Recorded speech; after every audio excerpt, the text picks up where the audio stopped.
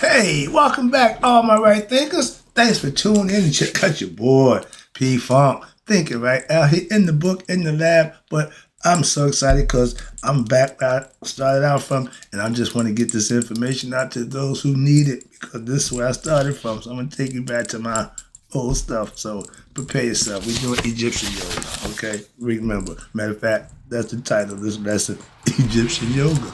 Bam. All right, let's go. Rightism.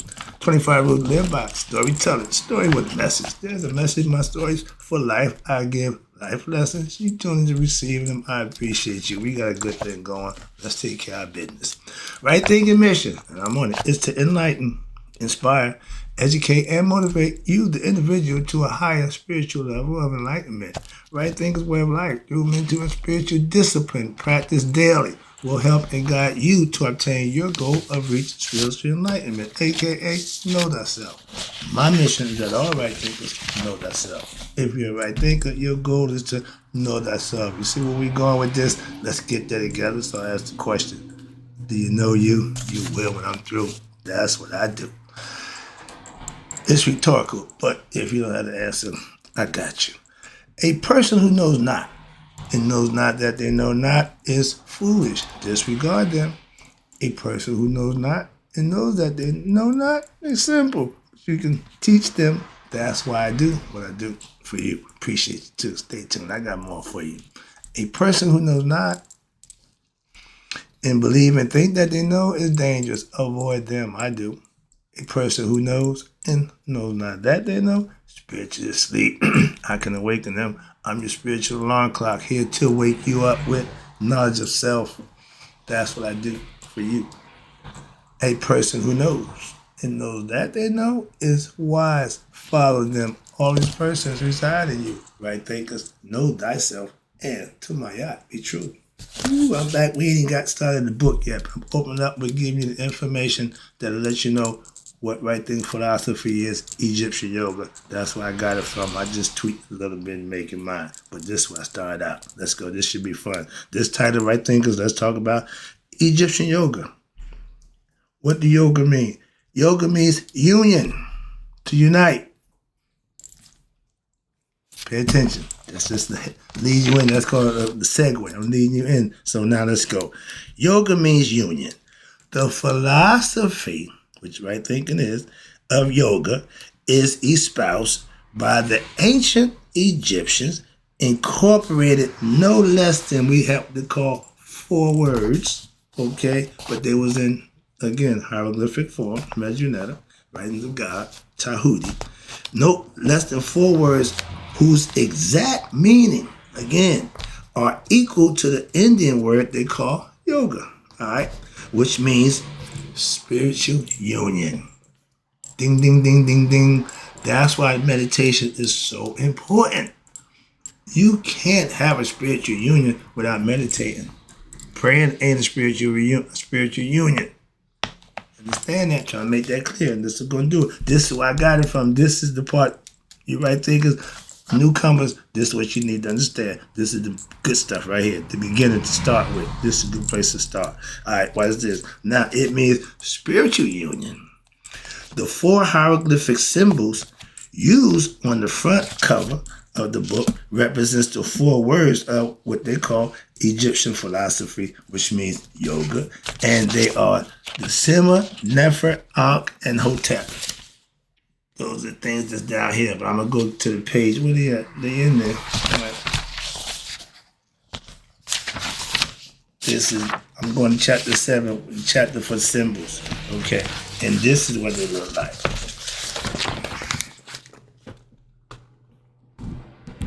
First one, the trachea going down to the lungs. That's the heart, excuse me. That's the heart. Second one is the lungs. The third one, see, that's the Ankh.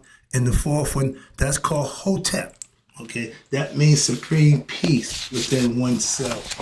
Okay, and I'm gonna break them down from this aspect and go back to the page. So I'm gonna give you a quick lesson about the signs, the hieroglyphic signs, which is the Sema, the Nefer, the Ankh, and Hotep sign. And it's a more detailed examination of these symbols may be found in chapter 7. That's what I'm about to do for you right now. Then I'm gonna come back to this, which it says The name Egyptian yoga. I'm gonna take you to that. Let me get rid of the 4 signs for you because I'm gonna do it in a future lesson. But I want to get out the way right now since I talked about it. You have some understanding when it comes around again. This is chapter 7. We got a little ways to go. All right, let me write this down for you. And this is what it looks like. You see that sign right there? That's the hawk, right? Over top his head, there's a disc that represents God. Okay, you see what he got in his talons? One you see is the shin. The shin represents eternity. And the ankh, they represent what? Life. So he had life in his talons. The eagle we got from the United States, he got weapons. Moving on. So right here from that distinction, I'm going to break them down for you. Now, from the most remote times, ancient Egypt, the symbol of the hawk was used to represent the all-encompassing deity, the divinity, God, the supreme being, the creator, all things, everything, okay? Omnipresence, omnipotent, omnipresence, omniscience, okay? All those things what God represents, God in the name, but all those attributes of God, generator, operator, and destroyer, whatever you want to call it. But the hawk is also the symbol of the human soul. Your spirit is represented, the body represented by the hawk. But the idea is your conscious going to be the hawk's head. That means you made contact and connection between the heart and the mind to become one. You became awakened. You're aware. You know yourself. That's the goal of all humans in flesh, not just my right thinkers. Everybody has the same opportunity. And watch this. The hawk is the symbol of the human soul. And the implication is that what? The supreme being and the human soul, ooh, I love this, are identical. One and the same. Haru, that's me and you. That's the spirit that's in us. It comes from the Father. It's identical. Them two guys identical in the flesh. Where they come from? That guy right there look just like them. Why? That's the offspring. That's what you mean. If you make something, it's going to be made in your image. My father looked like him. He looked like his father. He my father. I look like him. I got a son who looked like me. He got sons that look like him. If the tree grow apples, that's what you should get. It ain't going to be a peach. No, if it's a peach, it ain't yours. No, I ain't going. I got the joke. I got to say it. No, I got to do it. Yeah, I got to tell this quick joke.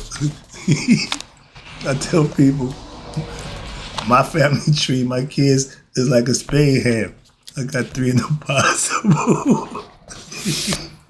She ain't going to like that. I had to get that one out. All right, where you at? Okay, the hawk. But the hawk is symbolized by the spirit, and your spirit is identical to what? God's spirit, which is recognized. That's why they want the falcon head. Hasar, Haru, and Ra had the falcon head. Why? They all were all the same. Haru, the hawk, is shown holding, I just showed you the picture, the shin. The shin is the symbol of eternity, the little boy with the knot. And then he had the ankh, the symbol of life. So ego what? Eternal life. The spirit has eternal life. Right there. Right there. Now, can you see it? I just broke it down for you. Can you see it now?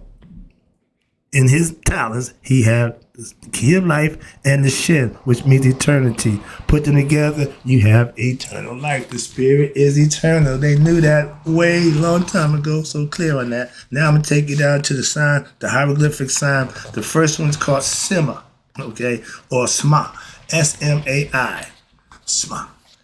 It represents the union. Remember, yoga is union, 2 things come together. Maya is 2 opposites come together. Sima means the union of your 2 lungs along the trachea, symbolizing that what? That the union, excuse me, the first one is your lungs, sorry, but the second was the heart. They had it backwards over there. I see here they changed it around. The Sima, the first one. The Sima, that's the lungs, okay? That's this one right here. The first one, right there. That's the lungs, that's the heart, okay? But they break down like this. The first one, the Sima, it represents the union of your 2 lungs and the trachea, which symbolizes thus what they call the union of your what? Lower, your higher and your lower self that leads to one. When you're ignorant, it's conflict. Moral conflict. I tell you, good and bad, that's what's going on. Until you figure out one from the other, you have constant agitation in the mind, they call it. You're in conflict with yourself. The moral war I keep telling you about, okay? You can do good. You can serve your higher self, God, your lower self, you. Second one, the hieroglyph they call Nefer, Nefer. That means it's close pronunciation to Neter.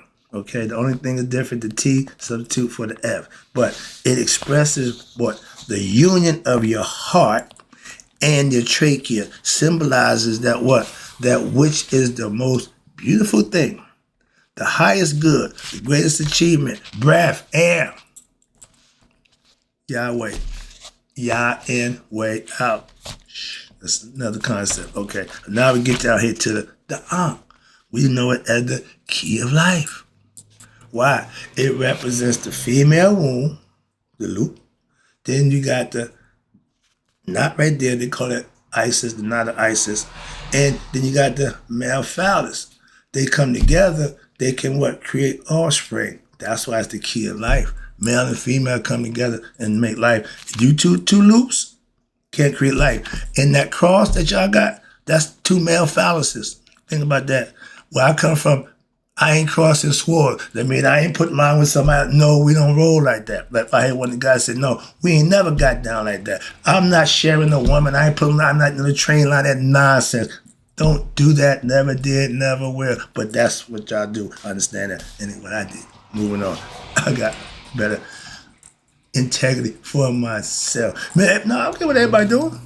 No, I don't do that. Moving on. Individual. That's the thing. Always have been. But the Ankh represents life. And it symbolizes what? The union, the cross is the male. That part, that's the male. That's all male. When you extend the top part with another male, you got what? The cross.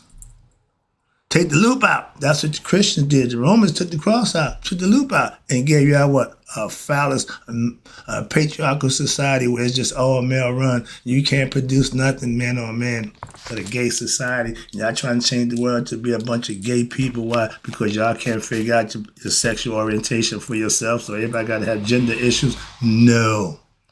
Moving on, wrapping it up. I see the clock. All right, but that's one at the bottom, what's called the hieroglyph, that's called Hotep. Right? The supreme peace. That means when you become one with your higher self, you're at supreme bliss. You're at supreme peace. You reach the level that every human being aspires to reach to and don't know it. Why? Because they haven't gotten there. And they're based on busy doing other things, distracted with stuff or ignorant to their real self. So until that happens, called reincarnation. But when you reach Hotep with knowledge of self, the work you put in, that means supreme peace. And that's the final abode of all who what? Who satisfy the desire of their soul. Union with itself. We're God having human experience. Everybody know that by now. Come on, we in the information age. This ain't nothing new. Just got to understand it. We in the symbolism now. We starting to break down symbolism. So esoteric teaching is what we tell you about the symbols you see. As you think one thing, I can tell you what it really means. Been doing it for years. Okay, the best part right here. This is the coup de grace right there. You know who that is right there? That's you. That's Haru. That's him and his father becoming one. What's this? I've been teaching that philosophy, and this is where I got it from. I didn't just come up with that idea. It ain't my idea. No, I do my own stuff in the rip. Yeah, but I got my lessons here. I just think outside the box every now and then. I put it down. But let me tell you about what y'all call Christhood or Haruhood. Christhood ain't an individual.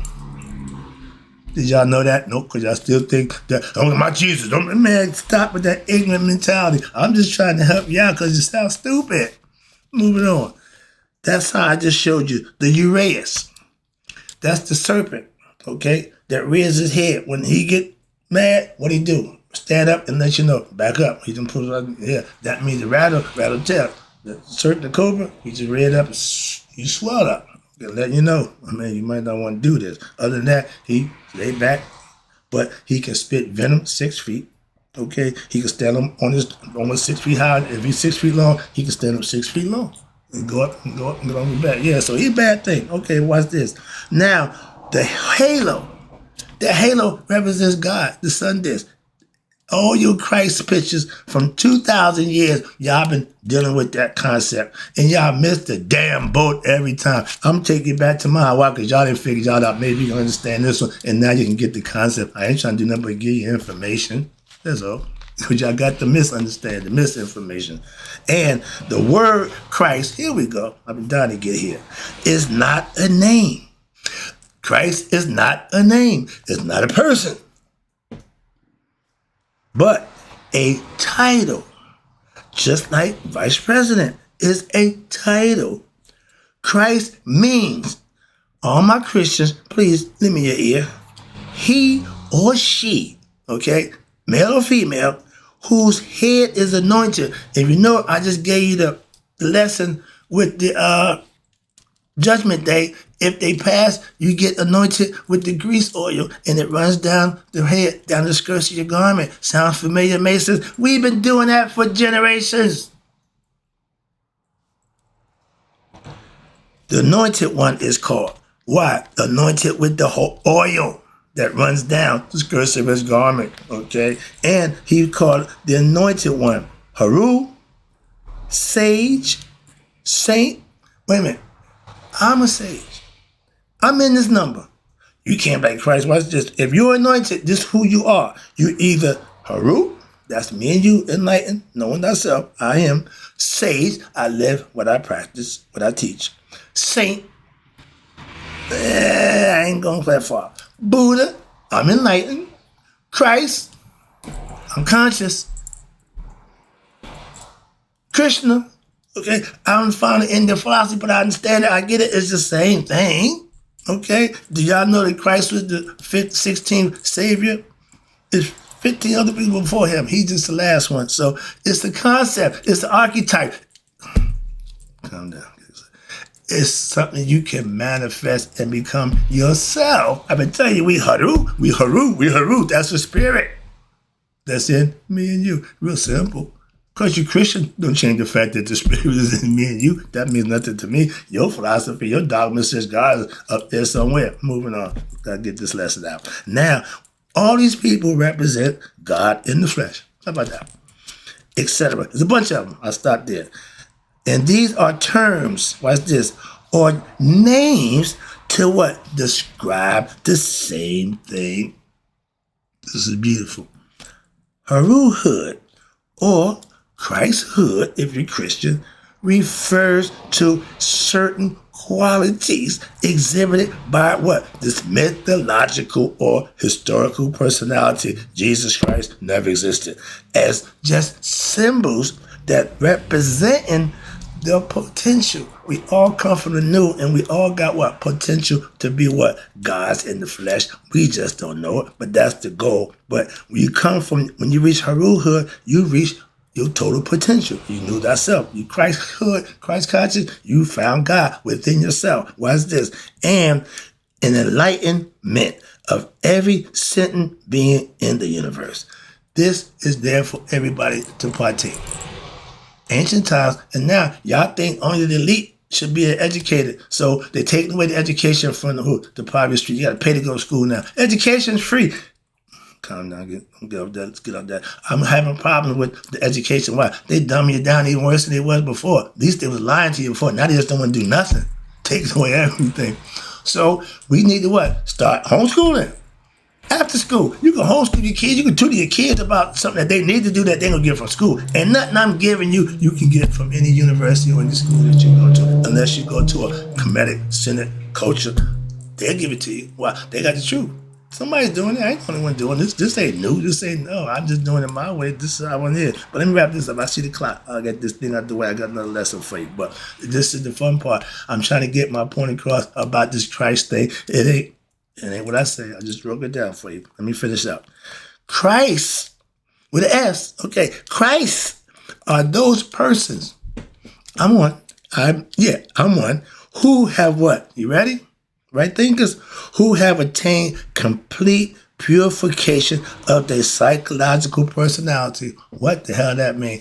I have self-knowledge. I have self-mastery. I have qualities that I exhibit, that I practice, that I mastered, that made me who I am to be what? Knowledgeable of myself. I'm a Sahu, an enlightened being, while still here on earth, living, practicing what? Daily.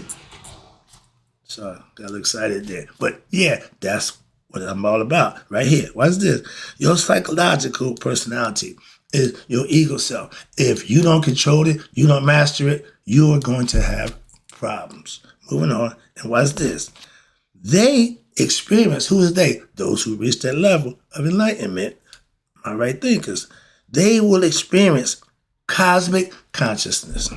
That's becoming one with God, if you didn't know. That's what's another way of saying becoming one with God. I'll make it real simple for you, just in case the fancy words, the big words. I don't know what that means. Okay, it means becoming one with God. Not your ego, thinking it's all about yourself. Sorry. Yeah, I get excited. But now, the experience of you being one, identifying with the oneness, with what? With everything, which that's what God represents. He's the all. We gave him that title. We got that concept. When you become one with him, so that means you got all, you know all, you be all. Conceptually, you see where we're going with this? I'm going to stop right here because I got another lesson for that. More information. That's a little fluff. I'll say that for later when I'm giving the whole lesson. But I wanted to break down the concept of becoming Horace or becoming Christ-like. Same thing. Different era, different culture, same thing. We was in the age when Haru, they came around, they was in the age of Aries. They went through Aries, Taurus. We going through the Zodiac. And Christ coming along, he's in Pisces. Okay, 2000. Now we're in Aquarius, the age of information. I don't have new information for you. I don't need new information. Why? I'm working on old information. How could that be? Okay, just make my point. Let me wrap it up with Egyptian yoga. I think I got down here and I broke down the signs over here. It said the name Egyptian yoga, all right quick, comes from the ancient Egyptian terms Shitat Netta. And that means the way of the hidden supreme being. Who the supreme being hidden? Amun, where is he hidden?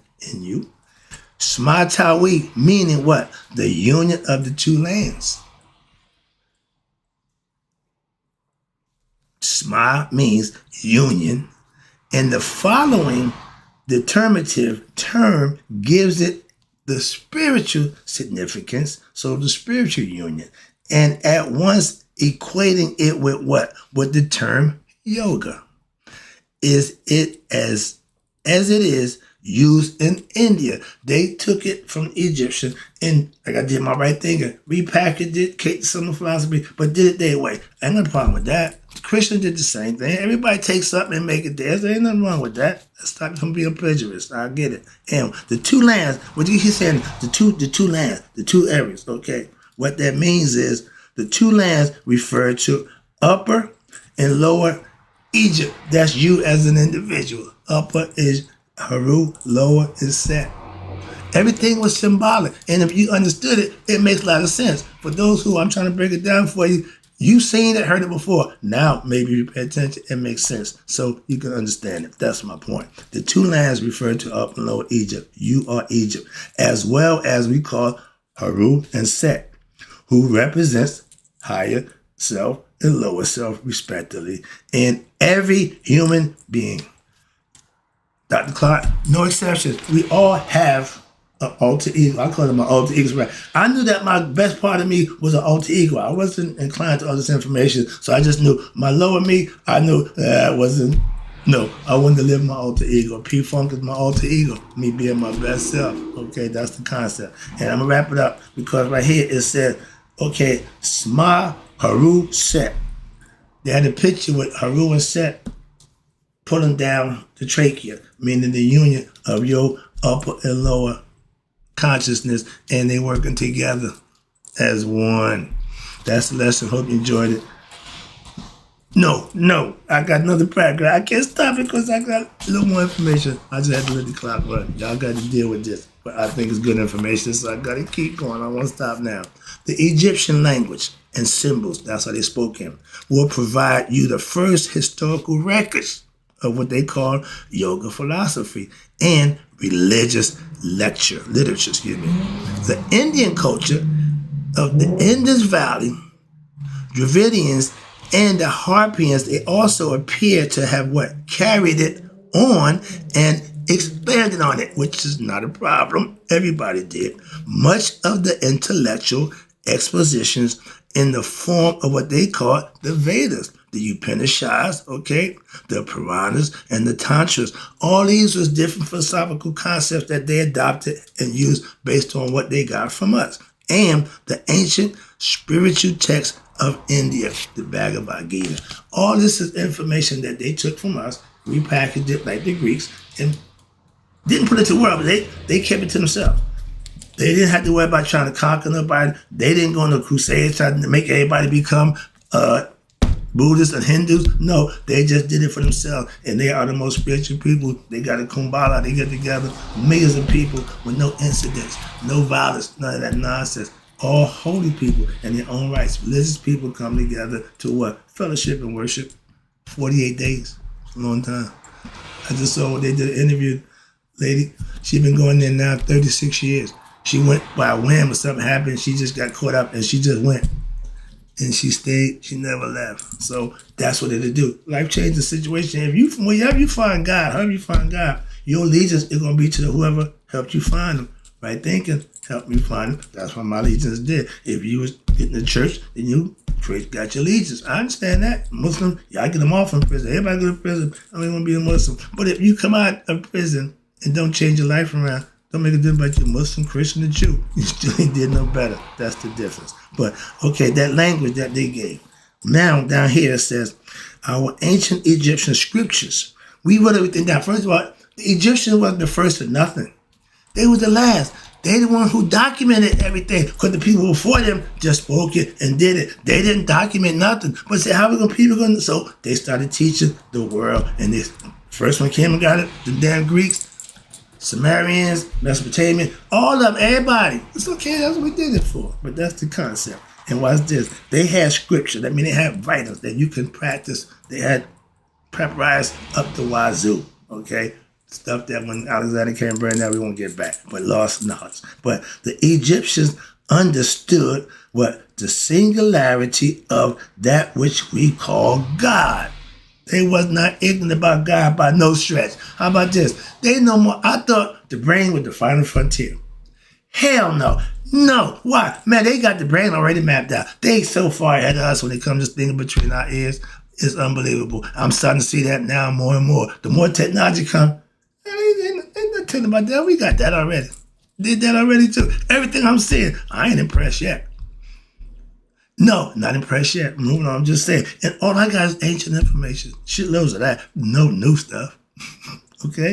And the concept that we got for God, we knew that. Watch this. And further, we understood it was timeless, formless, spaceless, sexless, nature of God from which time, form, space, and sex duality comes. He brings that into existence. We understood that. So, thus, a nameless supreme being, Neteru, God of gods, was referred to as the hidden one, aka Amun, until later times when the myths started going around, were constructed for what? For the better understanding of what they considered the common people. Remember, the ignorance was running rampant. Who's going to teach them? Like right now, they were the ups rather had the college and their little platform, university, but only the people with money can go there. They got the charter schools now. They got all these fancy schools, but the teachers only gonna go there because they make more money. But who's paying? Oh, the parents. Oh, you paying? Yeah, my son went to private school. I could think about that, but that wasn't until high school. At least he went to the government. I told him in high school. I said, my man, you got to get a scholarship to college. Why? I can't afford college. This high school killing me. He's a sophomore in college. I was still paying off his high school bill. Everybody know this story, but excuse me, yeah. So that was important. Education was important. It don't seem to be important nowadays. We should make it important. How about that? And what's this? For the common people to get education and the immature souls and the humans with what? With lesser numbers of incarnation. The better the people live, the less what? Reincarnation you're going to have. Heaven is empty right about now. Why? Because ain't none of y'all going. Y'all like it here. Y'all love hell. Y'all ingratiate. Y'all just love this place. But by the way you act. Panetter, or the God, was thought of as the father, the mother, the ultimate creator, aka y'all call it God, and must not be confused with the netter, the lesser God they call him now. I never forget I asked my daughter about God. What you know about God? She said, God with the big G or little g? We had a long talk. But the netters or the gods, which what? Those are the ones which represent the cosmic forces such as air, water, earth, heaven. Those are aspects that God put there in place. The sun, all those is God quality that man didn't make, okay, of the universe. And they tell me now what's going on in the universe goes on inside of us. As above, so below. I love my man who do that. The creator is viewed as both female and male until what? Creation is created. I showed the picture of how we ain't going there, I ain't gonna play that guy. Some people just can't handle that, and I wanted to put them through that. So you Google it. And watch this, at which time creation becomes the female. Okay, why? She's receiving the principles and God. And the mover, the viver, that's life, becomes the male, the giver principle. See, we're going, two opposites come together to make a whole. And from in advance, the first, when he came out, he's the male, right? Maya is female. I said Richard was there, but I take it past them before they got there. He put Maya first. Female. Why? Moving on. But that's what the concept was. So it's always been male-female balance. In order to keep balance, you got to have an opposite. Okay. And God's opposite is his creation. When what? It goes against him, it becomes his nemesis. Okay. The devil. Okay. Your opposition doing right, you're doing wrong, you're the devil. Okay. Now, let me wrap it up. Taking it. I see the clock. I went way past my time, but I hope you get this lesson. I'm lost. Okay. The vivifier, meaning the life force, energy. It becomes the male, the giver. Okay. Male and female. God is the source from which gods, aka Netter, universe, everything comes. Humans and all creation comes. God is everything. Everything is God. So therefore, the concept of Netter, as will be seen in what we call the following chapter. I got some more stuff, but don't worry about it. The following chapters, and this encompasses a concept. Remember, these are concepts, theories, that goes beyond ordinary human, is mental understanding, telepathy. For what? For the common folk. They're giving the regular people a chance to get to God. Okay? And Netter was referred to as Nebercha. Nebercha spelled two different ways. Or, you ready? Amun. Ra Pata. That's the Holy Trinity and was represented by the sun disk or a single flag. We have a human form for God. We start creating that as the myths go on. We gave them life and invented them. Pata is the principle of philosophy, not a person for real. So throw that in every now and then. But I couldn't get to the mythology and philosophy. That's the next lesson. Wow. This took a little while. Hope you enjoyed it. I just enjoyed giving it, so I don't be clock watching. I just be doing my thing. Hope you enjoyed it. I know those who do. Grasshopper. All right. Now, in closing, right thinkers, may y'all live to be 100. Me, 100 minus a day. So I never know that my right thinkers passed away. Y'all get some good stuff now. Hope you enjoying it. I am.